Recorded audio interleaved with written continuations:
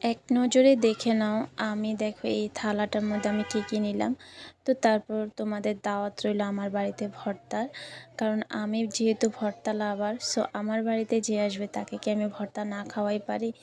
দেখো এখানে আমি এক মুঠ শুটকি নিলাম, শুকনো মরিচ নিলাম, তারপরে কয়েকটা রসুন আমি এটা টেলে তারপরে সাথে লবণ দিয়ে আমি ভালোভাবে মিহি করে বেটে নিলাম। এই ভর্তাটা গাইস অনেক বেশি মজা।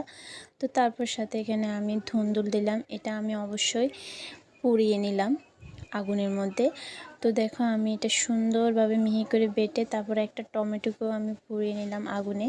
তো আমি সেটাকেও বেটে নিলাম। তারপর সাথে ছিল নাগা মরিচ, এটা তো দিলে এর গ্রান তো পুরো বাড়ি মোমো করে। তো সাথে দেখো আমি ধনিয়া পাতা দিলাম। সো আমি এগুলোকে সবগুলোকে একসাথে ভালোভাবে মিশিয়ে আমি রেডি করে নিলাম। আমি কিন্তু এক এক সময় এক এক রকমের ভর্তা বানাই, কারণ আমি চাই যে এটার টেস্ট, এটার ঘ্রাণ যেন অন্যরকম হয়। একবার এক এক রকম বানাবার জন্য আমি এরকম করি, সাথে আমি একটু লেবু চিপিয়ে দিলাম। সো এটা অনেক বেশি মজা হয়েছে গাইস।